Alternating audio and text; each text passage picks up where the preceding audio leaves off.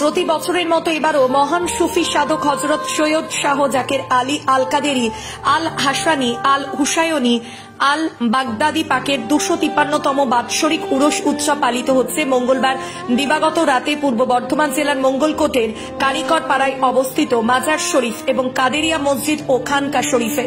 গৌসে শানি পাক নামে খ্যাত এই মহান তাপস ইসলাম ধর্মের প্রবর্তক হযরত মুহাম্মদের 29তম এবং একই সঙ্গে কাদেরিয়া তরিকার প্রতিষ্ঠাতা বড় পীর সাহেব আব্দুল কাদির জিলানীর 16তম বংশধর।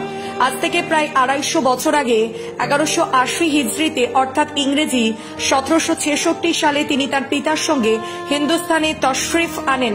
পরবর্তীকালে তার পিতা পরিবার পরিজন সহ ফিরে গেলেও সুফি তরিকার প্রসারের লক্ষ্যে রেখে যান 2 পুত্র ও 1 পৌত্রকে। জ্যেষ্ঠ পুত্র গৌসে শানি পাক রয়ে যান মঙ্গলকোটি, আর তার কনিষ্ঠ ভ্রাতা কুতুবে বাড়ি পাক হযরত সৈয়দ শাহ রওশন আলী পাকের সাধন ক্ষেত্র ও মাজার শরীফ রয়েছে বিহারের পূর্ণিয়া জেলার হযরত রওশনগঞ্জে। সেখানেও প্রতি বছর স্থানীয় হিন্দি ক্যালেন্ডার অনুযায়ী 3রা ফাগুন তার উরস পালিত হয়ে থাকে। গৌসে শানি পাকের জন্ম 1111 হিজরিতে হয়েছিল। 1180 হিজরিতে তিনি মঙ্গলকোটে তশরিফ আনেন। তার মধুর ব্যবহার, অনুপম চরিত্র মাধুর্য ও অসাধারণ পাণ্ডিত্যে সকলেই মুগ্ধ হতো। তার খ্যাতি সারা হিন্দুস্তানে ছড়িয়ে পড়ে।